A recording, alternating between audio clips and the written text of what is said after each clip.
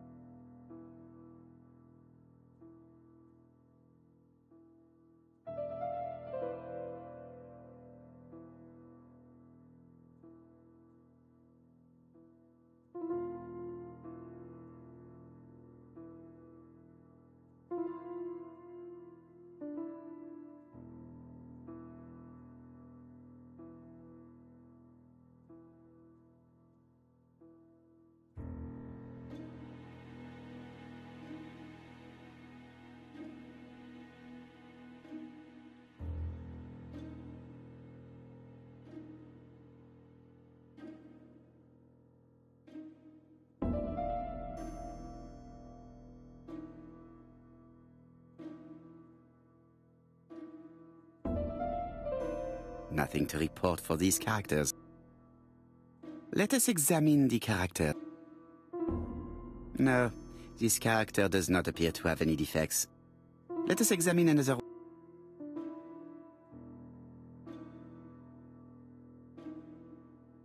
Let us examine the character. Nothing to report for these characters.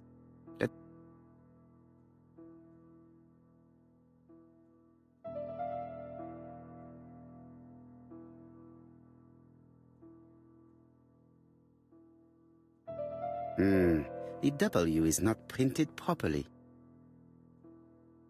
The W is not printed properly. The W is not printed properly. Of course, the W characters in the two letters do indeed have the same defects. My theory was right. These two letters were written with the same typewriter. Both letters were written on the same typewriter and show the same characteristics. You surprise me, Poirot. You usually ignore material proof. But there is nothing usual about this case, Hastings. Nothing must be overlooked. Let us now try and get our brain cells to work.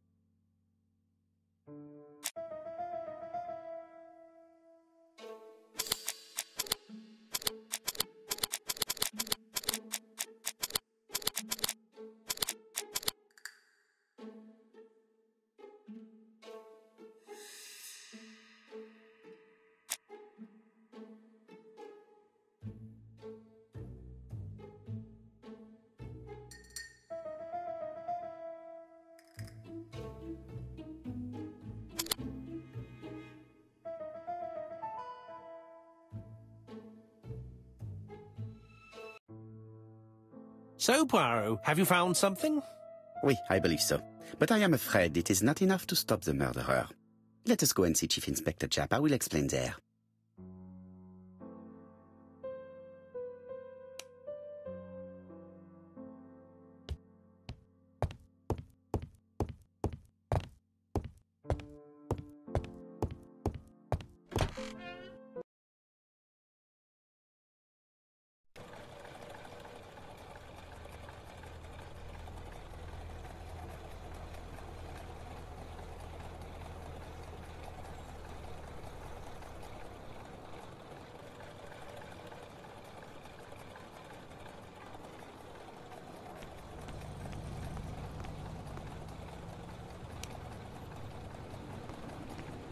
To Scotland Yard, please.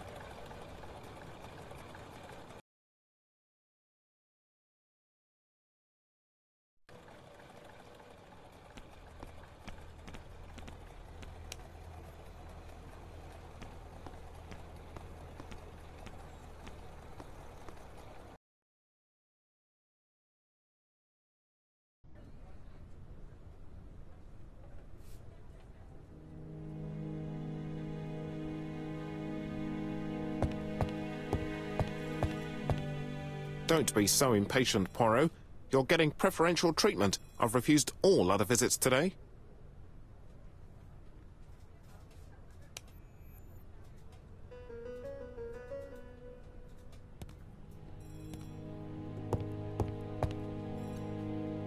Jap appears to be snowed under.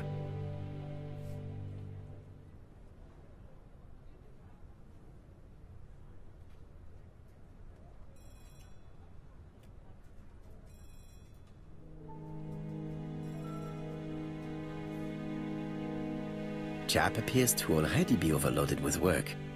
My news is not going to improve matters. Bonjour, Chief Inspector. I am afraid we have some bad news. I have just received another letter signed ABC.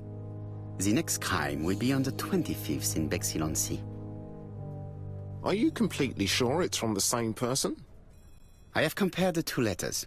There is no doubt about it. I suppose you think he's going to carry out his threats. I fear so. Good God, Poirot. Bexhill is very busy at this time of year, and we have no idea who the next victim will be.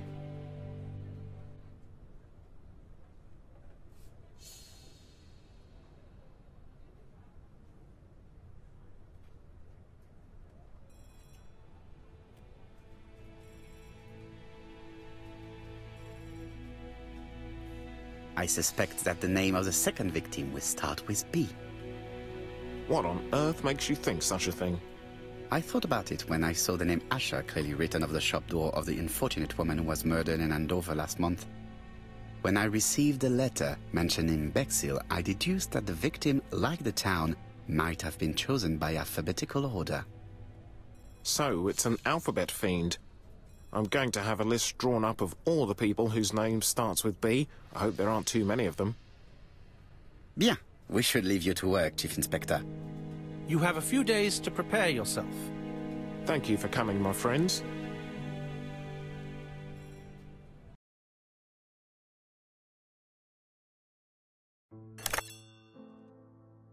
Poirot? Chief Inspector Jap, your call does not bode well. Indeed, we have just found the body of a young woman on the beach in Bexhill. An ABC was placed on the body. We'll be there as soon as possible.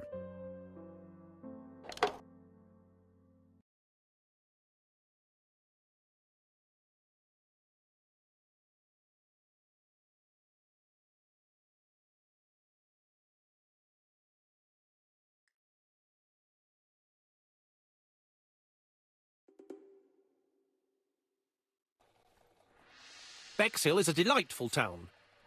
It would be nice to come back and visit. I do not entirely agree. Walking at the beach damages my shoes, and it hurts my knee. So the years have not spared you, my friend. It's the same for all of us. That is exactly what I said to myself when I saw you back from your travels. Poirot! Do not be offended, Hastings. I can see Jap waiting for us. And from his face, I would say that things are not looking good.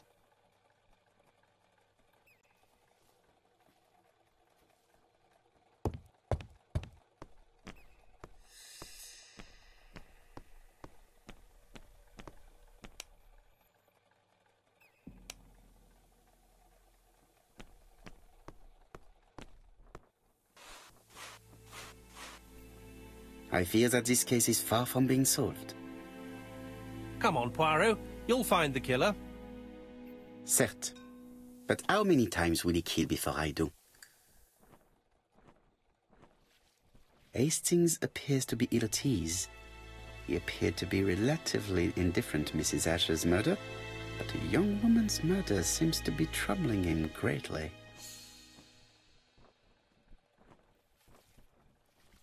How do you do, gentlemen? Chief Inspector? I fear your admirer has struck again, Poirot. We haven't yet identified the victim, but it's a young woman, 20 to 25 years old. Death occurred last night between 11:30 and 1 o'clock, and we found an ABC guide on the body. Was she pretty? Come on, Poirot, that's rather out of place. It has no bearing on the murder. Are you certain? For women, it is often the most important thing. It often decides their destiny. The body hasn't been moved. You can see for yourself. Has the press been informed? Not yet, but I'm planning to. I haven't yet informed them about the presence of the ABC guide in Andover. Nobody has reported a young woman missing? Not for the moment. No witnesses, I imagine. Indeed. We've asked everybody who may have met a young woman fitting her description last night to come and see us, but I have little hope of gaining anything from it.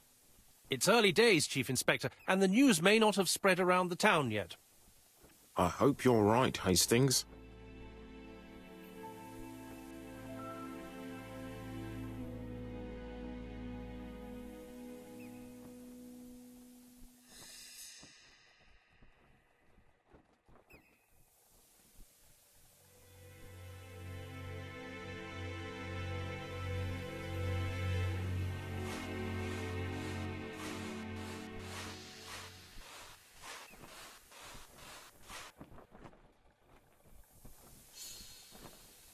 The young woman wasn't wearing shoes or a coat, and was not carrying a bag. That's strange. Either the murderer stole her belongings, or she put them somewhere safe. Maybe so that she could bath. A braided silk belt.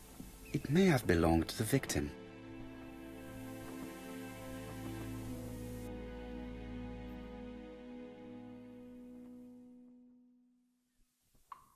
The guide is open at the page for the Bexhill train times.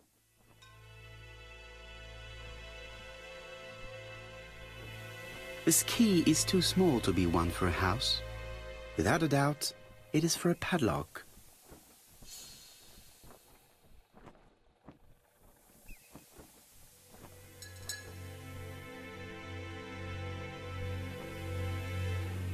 Apart from the marks on her neck, there are no signs of the struggle. She didn't manage to hit her assailant.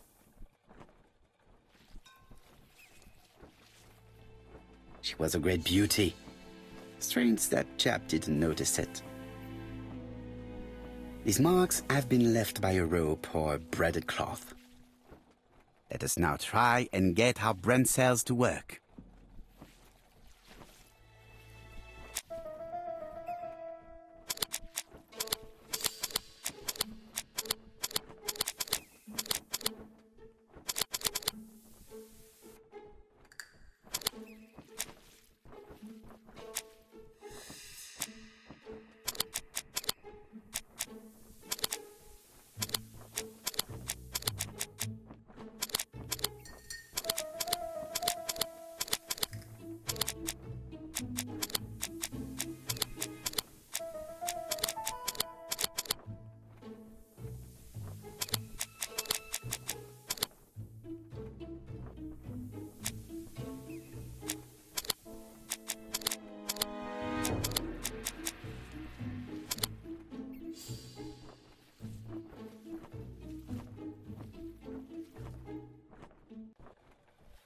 The poor child must have been strangled with his braided belt.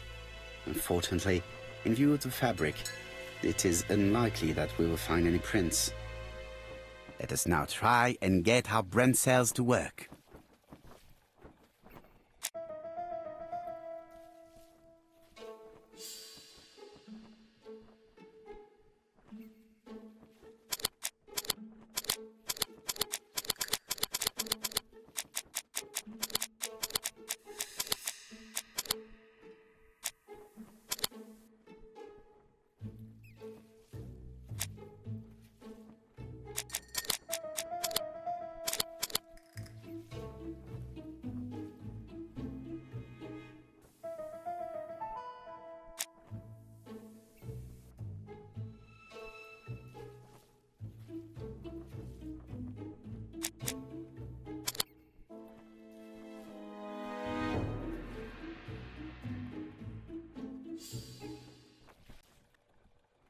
The medical officer should confirm that the victim was strangled with her own belt. That's what I thought. She shows the usual signs of strangulation.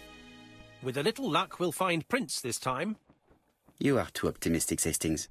Our killer is far too meticulous for that.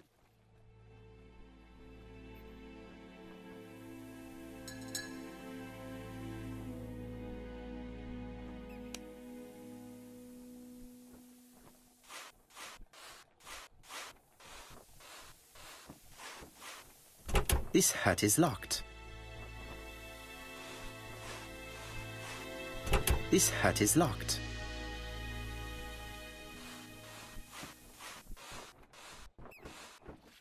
This hut is locked.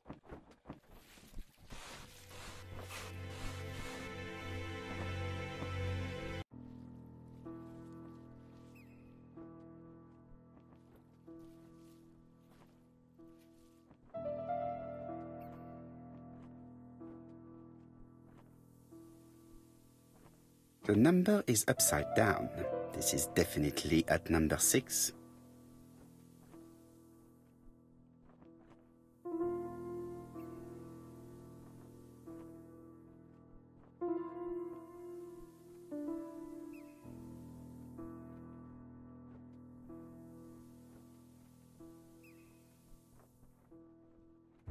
A dual locking padlock.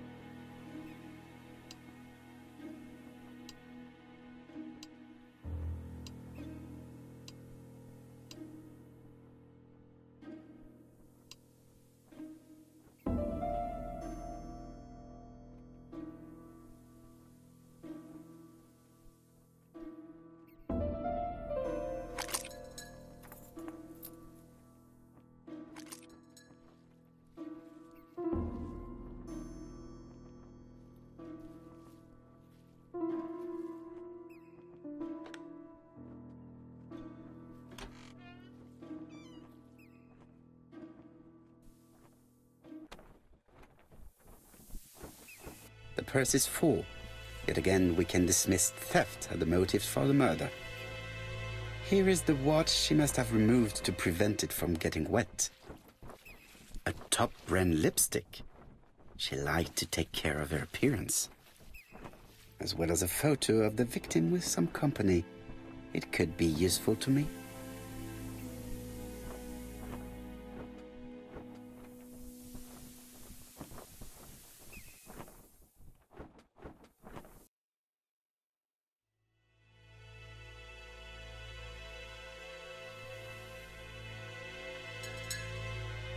Betty's first day at work. Mom is very proud of you. Elizabeth Barnard, 7 August 1931. So, the young lady did have a name starting with B, and she worked as a ginger cat, an establishment that must be slightly further along the beach.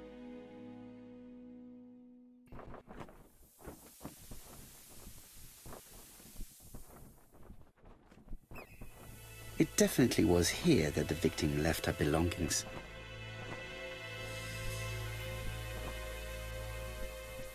Jap has gone to the police.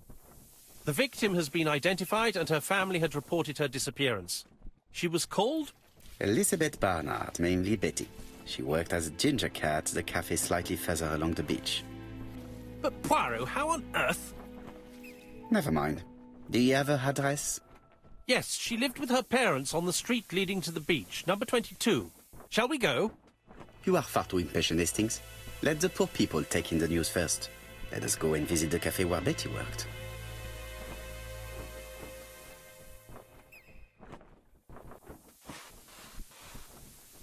This hut is locked.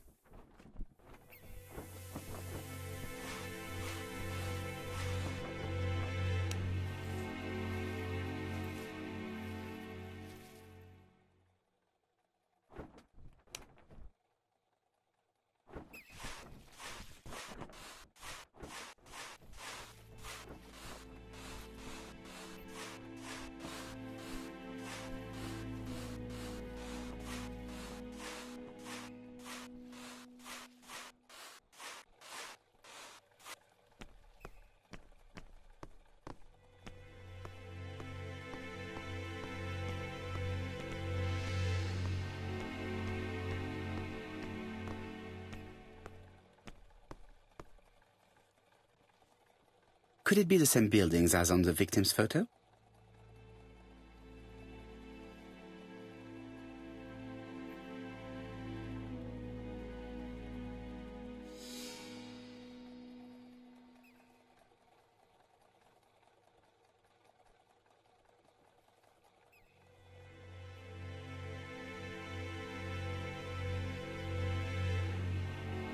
This is definitely where the photo I found in the hut was taken.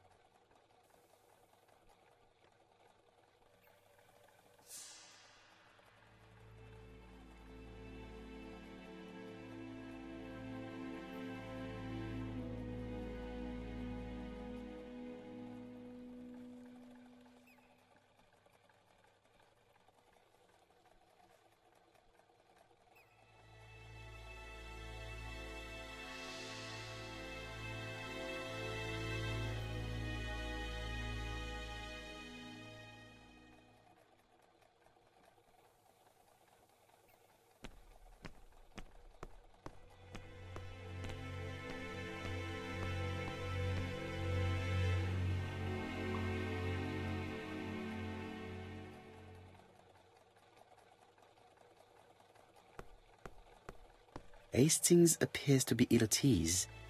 He appeared to be relatively indifferent to Mrs. Asher's murder, but a young woman's murder seems to be troubling him greatly.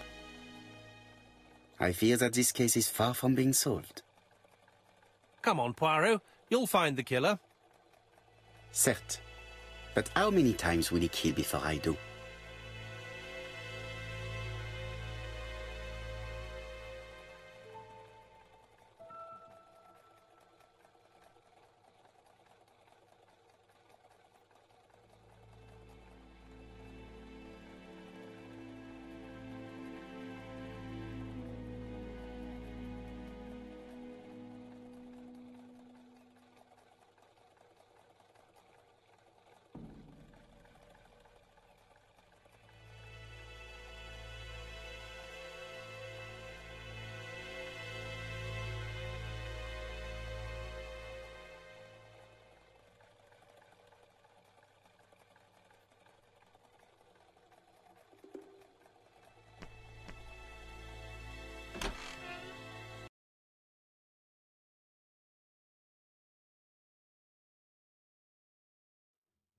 I'll be with you in a minute, gentlemen.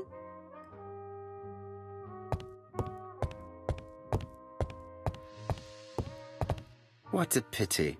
I don't have any change to make it work. Something tells me that she's the owner of the ginger cat.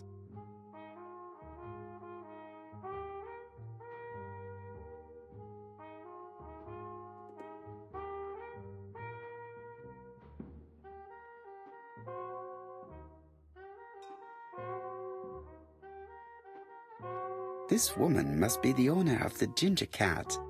It looks like something is bothering her.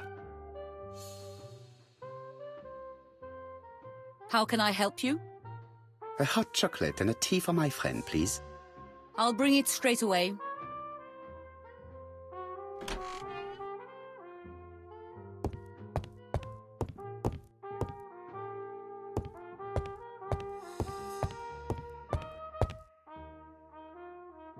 I need to know the time range during which Betty was working on her own.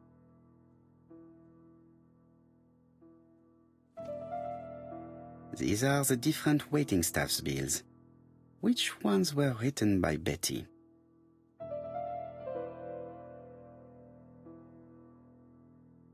I should consult the register first.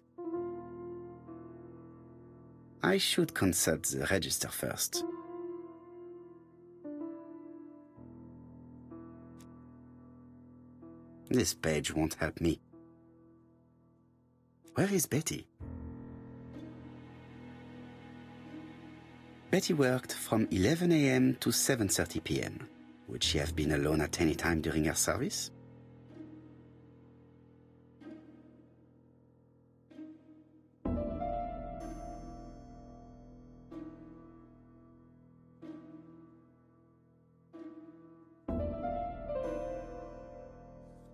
This bill may have been written by Betty.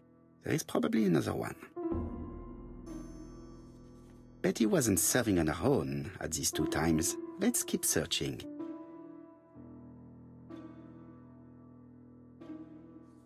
Most probably a single man, a whiskey lover. Maybe the murderer? This bill may have been written by Betty. There is probably another one.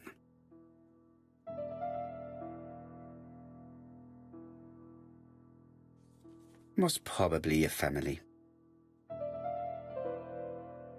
Betty served a family and a man on his own, a whiskey drinker. Maybe the murderer. This information will help me to progress. What? Gentlemen, what are you doing? We are searching for clues, mademoiselle. My name is Hercule Poirot. I am a detective, and this is Captain Hastings. Does Betty Barnard work here? That is correct. She should have been here a while ago. Punctuality is the first rule of politeness. I fear that Miss Barnard will not be coming today. She has just been found, dead, on the beach a few hundred meters from the cafe. How awful. Poor young thing. What happened? She appears to have been murdered. This is most distressing. How this will affect my business, I shudder to think.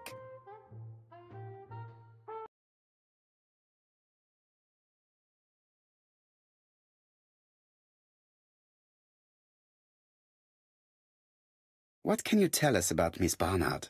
Nothing, absolutely nothing. Miss Barnard was my employee. Her private life was none of my business. You did know at least that she had a young man. Indeed.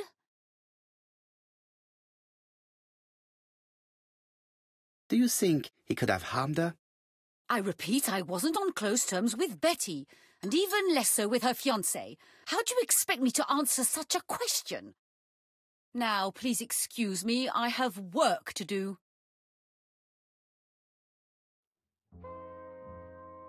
The customer who ordered the whiskey might provide us more information. He may have been the last one to see Betty alive. It is an interesting idea, Hastings. Maybe he is a regular guest. What do you think, mademoiselle? I don't think so. Our regular guests tend to order tea and cakes. At this time of the year, there are a lot of tourists about you never see again. That's what I thought. Time to visit Betty's home.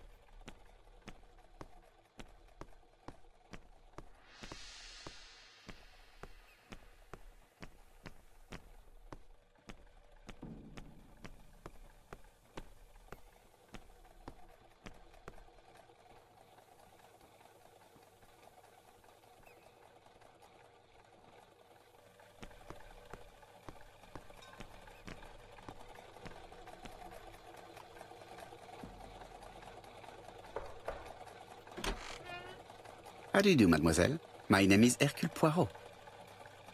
I know you. You're that detective we hear all about. I do not know if that is a compliment, but I will take it as one for now. You are Betty's sister, I believe? Yes. My name is Megan. Can we come in? Please do.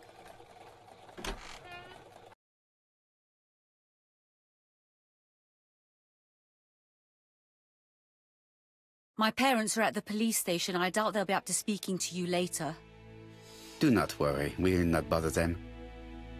Did you know your sister's plans for yesterday evening? No. I arrived by train this morning. My parents called me in a panic when they discovered that Betty had disappeared. She went out last night, but she didn't tell them where she was going. What was your last conversation about? Her new dress. She wanted a pair of black stockings to go with it. Mother brought her a pair. The very day it happened. She was crying. And to think that Betty never even wore them. Poor Mummy.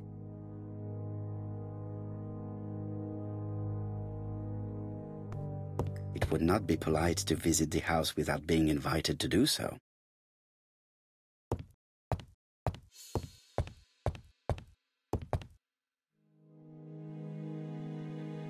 The Barnard appeared to make music a priority in their budget.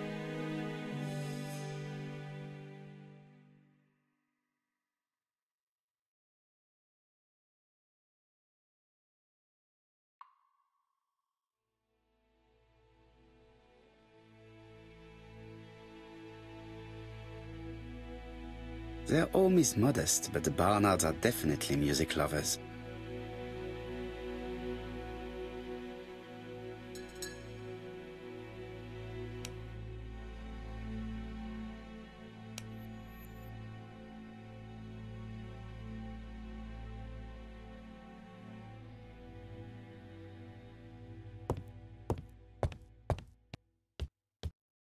This gramophone is magnificent. It is a one-off, without a doubt.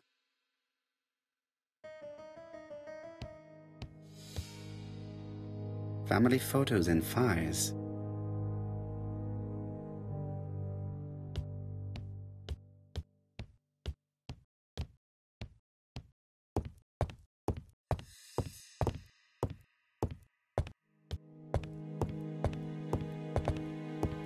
Hastings always pays more attention when young women are being questioned.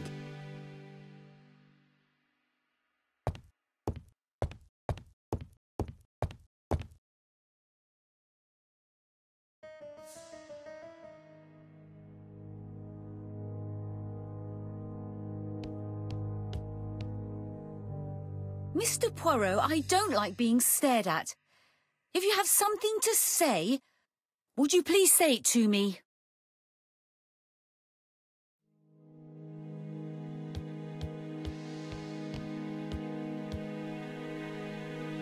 What is she feeling at the moment?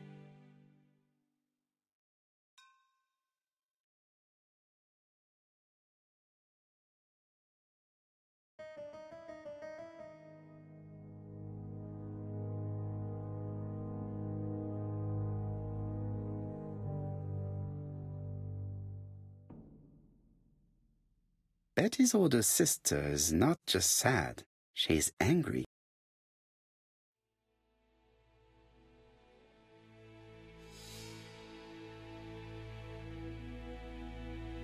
Your sister had a fiancé, I believe?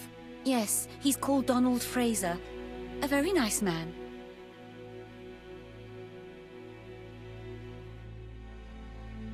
Do you know where we might find him? He works at the estate agent's, Corton Brunskill.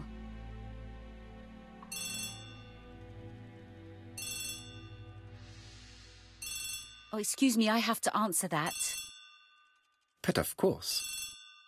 Betty's room is opposite the stairs on the first floor. Feel free to take a look if you think it might be useful.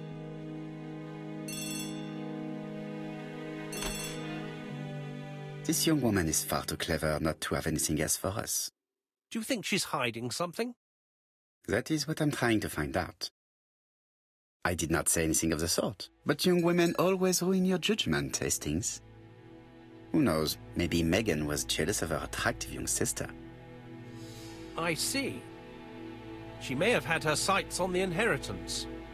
Or maybe she was in love with Donald Fraser. We have to study all scenarios, even the most unlikely.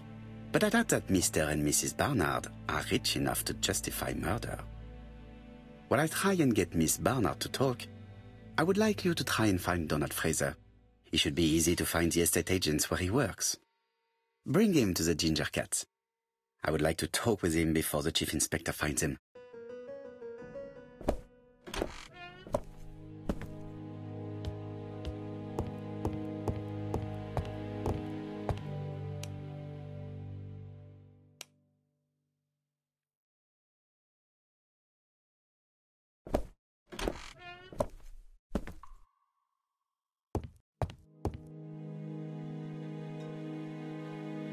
It looks like Betty was also a music lover, the same as her family.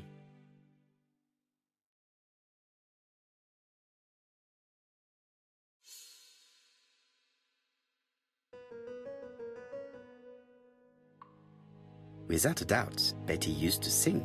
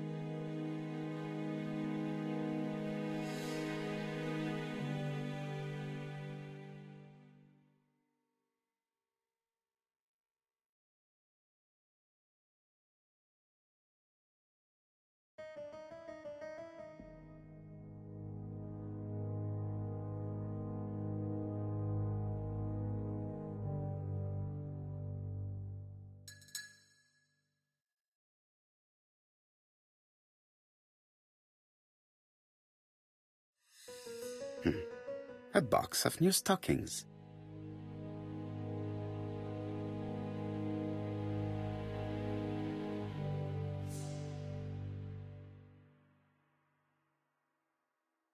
I have not finished inspecting Betty's bedroom.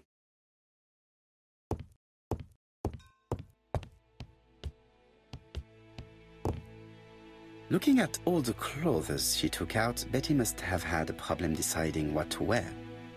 Maybe she had a date.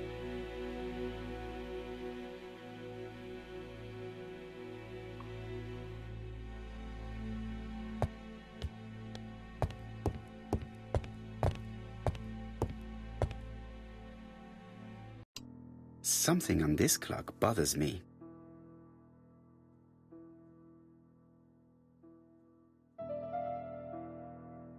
This metal disc is stuck. This wooden panel is blocked. I can't open it. Strange. A sheet of paper is blocked in the clock.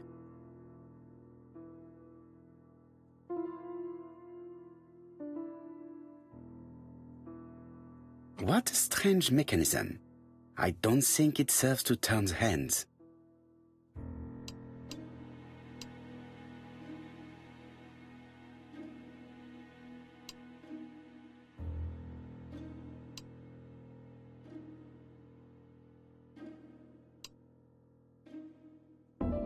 The cogs are blocked by these wooden panels.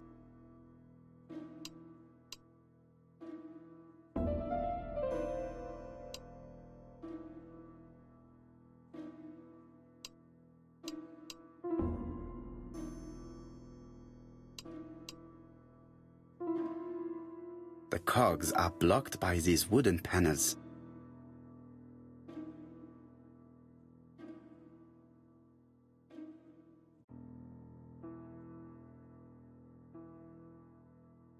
There, that's better.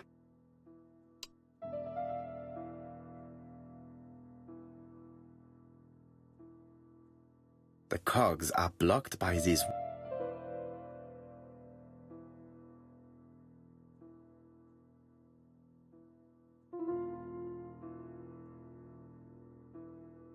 This metal disc is stuck.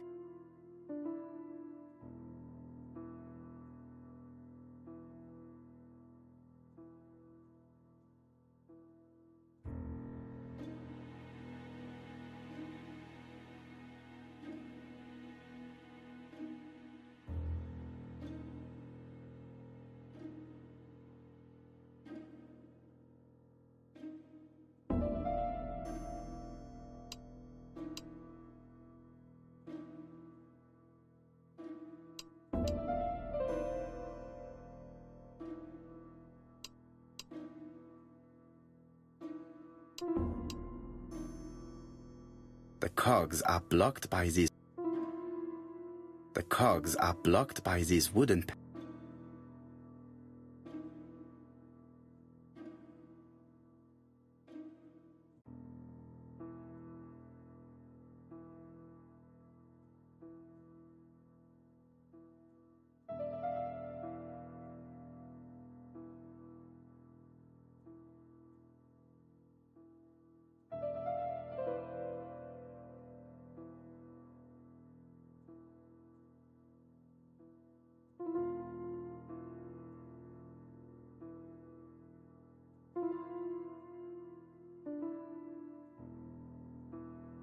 This leg is not well attached.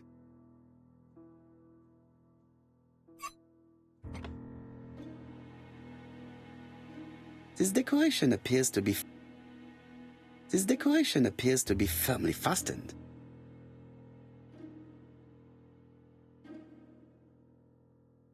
This decoration appears.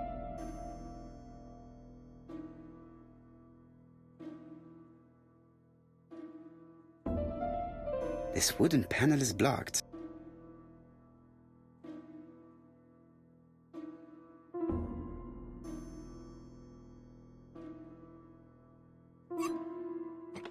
Good. It should be possible to open the wooden panel.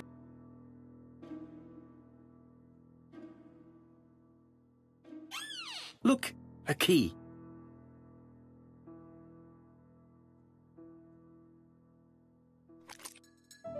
This could be useful.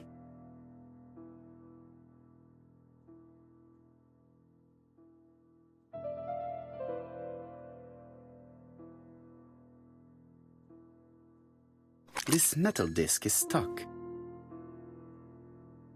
This metal disc is stuck.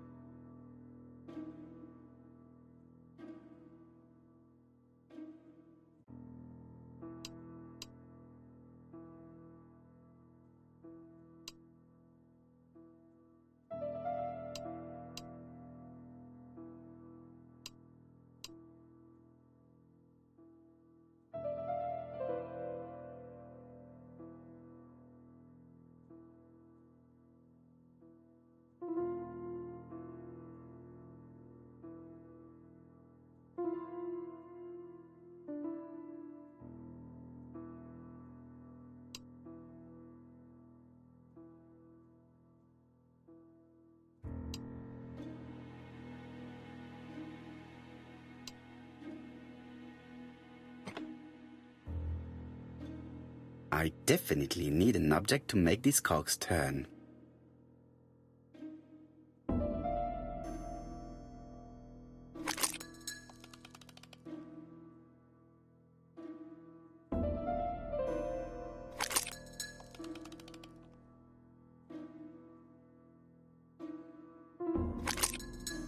Ah, something clicked on the front of the clock.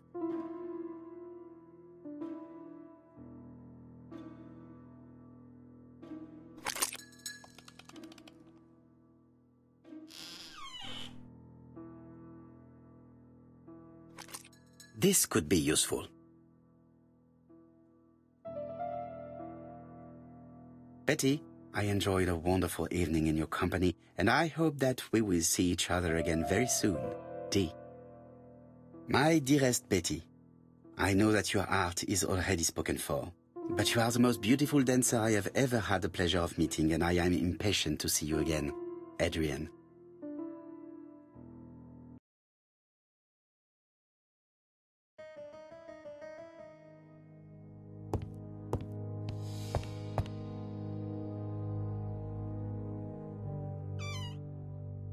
This small key should be useful to me.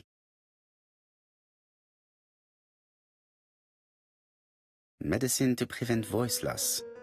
Did Betty have problems with her voice?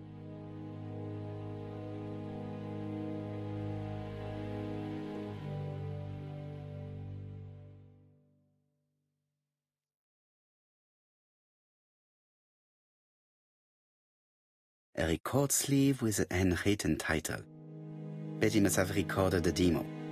I'd be interested to hear it.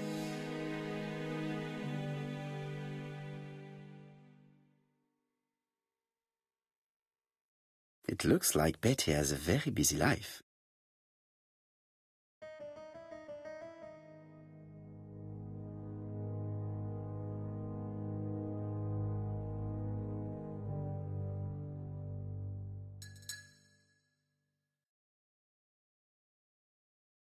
Betty liked luxury and going out, and being as pretty as she was, she probably did not have any problem getting herself invited.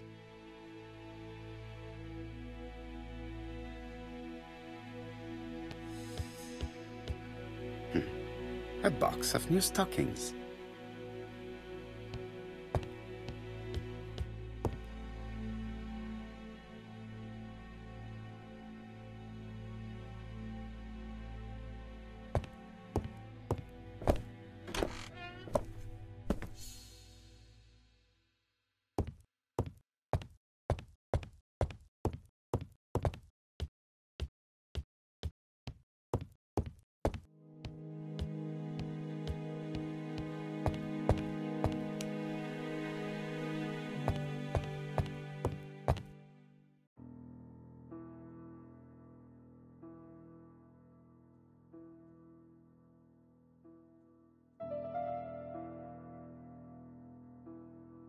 Let us see. What is this cupboard hiding?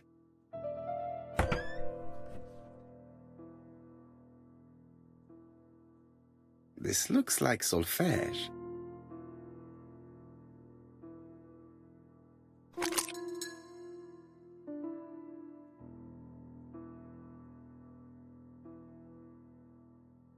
That doesn't work. I must have forgotten a step.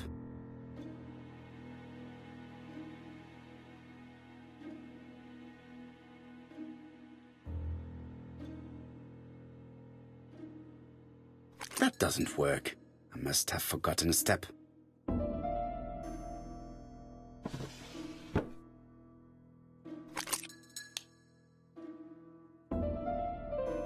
There is bound to be a clue somewhere.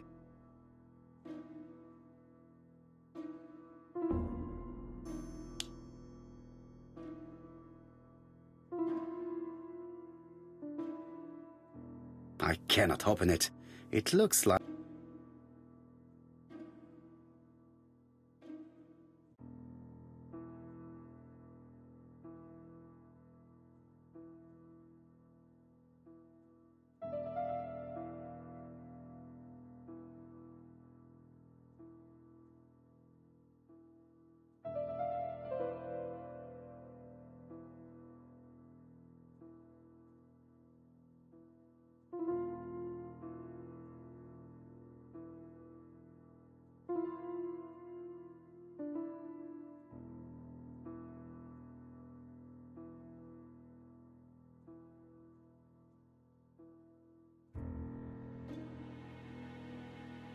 It looks like something goes in here.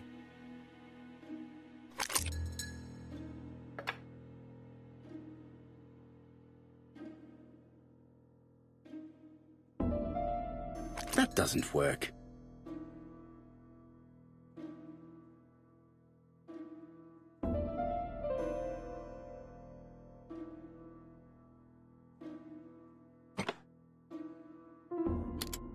That doesn't work.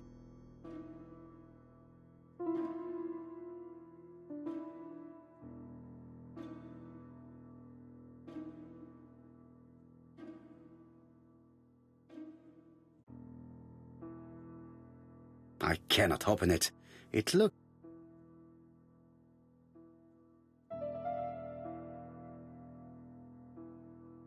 That doesn't work.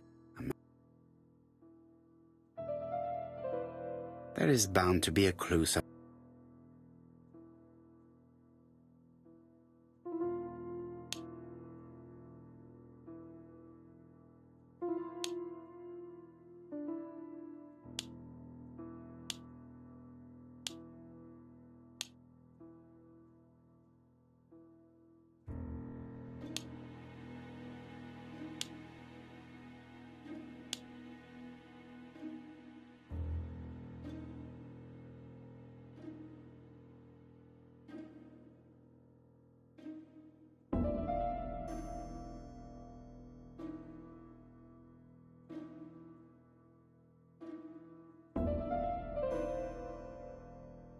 There is bound to be a clue.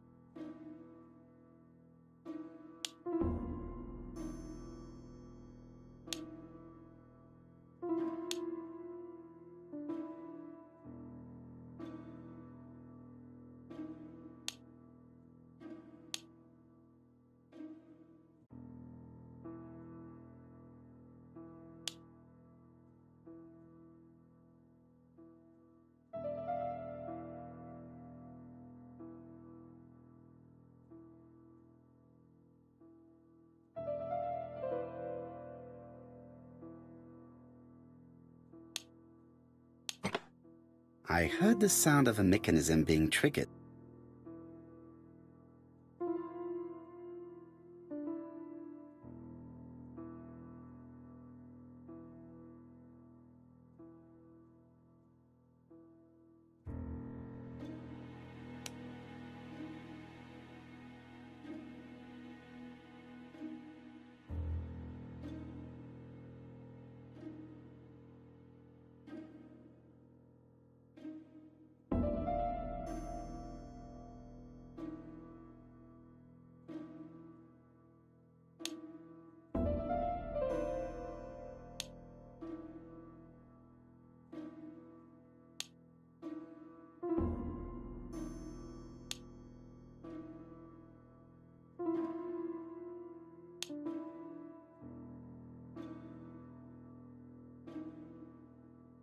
just have to put the record on the gramophone and start.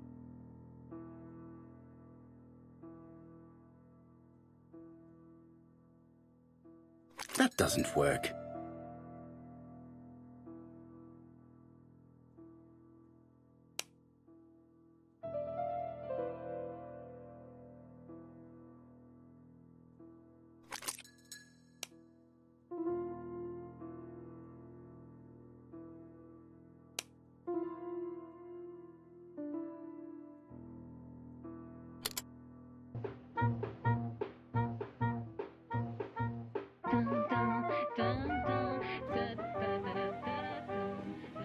Oh, Donald, we're in the middle of recording.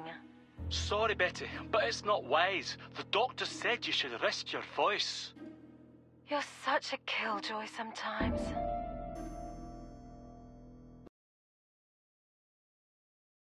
Betty was such a good singer. It's true. Did she have any problem with her throat? Yes, she had to be careful with her voice. Of course, she didn't follow the doctor's advice. If Don didn't insist, she... Well, it's too late for all that now.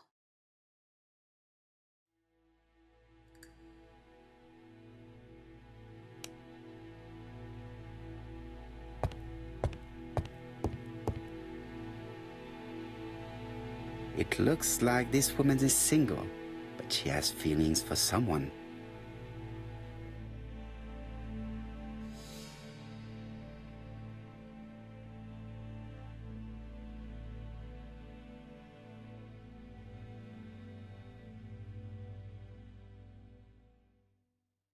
She is looking so intensely at this photo.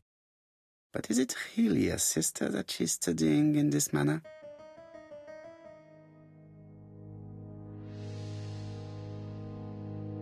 They made the perfect couple, am I correct? Yes, in a way. She was pretty and he... Well? He's a bright man, with a promising career ahead of him. He would have made Betty a good husband. He was always attentive and generous. Oh, a true gentleman. I hear a note of envy in your voice. You must have heard wrong.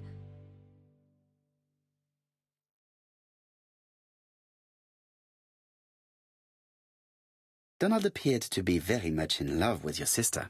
Yes, he was mad about her. Mad, you say? Being madly in love can often be destructive, and Mr. Fraser was known for being jealous, I believe. No more than average. Men are always slightly possessive, especially when they are with a pretty woman.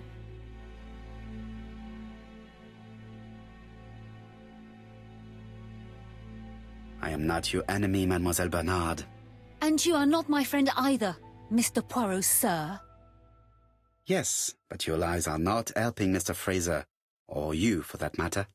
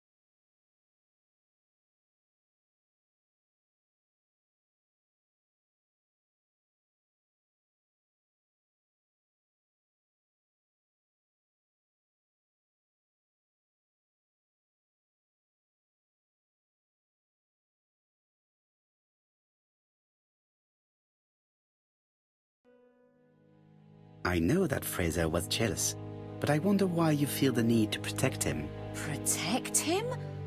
I hope you're not suggesting... That you are Fraser's accomplice? There is nothing to suggest that, at least not yet. It would appear that your sister's murder is the second in a series that we have to stop as quickly as possible. The first was in Andover, and the same as your sister, the murderer sent me a letter informing me that a crime would be committed in that town. Now can I count on your honesty? Yes, You have my confidence, Mr. Poirot. Don is a quiet and sensitive young man, slightly reserved too, and as is often the case with reserved people, when he flew into a temper, he completely lost control. He could be so violent. Betty was frightened. And when was this?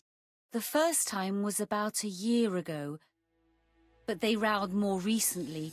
Donald found out that Betty had lied to him. She said she was going out with a girlfriend, but she went out for dinner with a married man. It was an awful scene. She told him that until they were married, she was free to go with whoever she pleased. Donald turned quite pale and started shaking and kept saying one day... Well? He'd commit murder.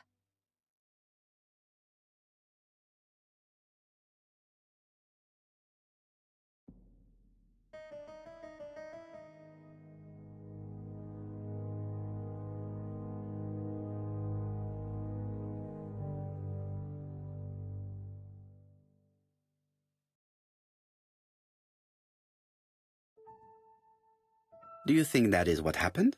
No, Mr. Poirot, I don't believe that. You yourself said he may be a recidivist madman. Don loved Betty with all his heart. I can't imagine for one instant that he would hurt her.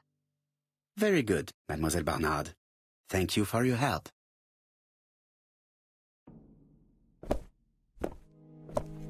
Fraser is at the Ginger Cat. The police haven't spoken to him, but they want to. Très bien, Hastings. Let's see him now. Au revoir, mademoiselle. My deepest condolences to your parents. Of course, Mr. Poirot. And don't be too hard on Don. He's more fragile than he looks. If you say so. Let us now try and get our brain cells to work.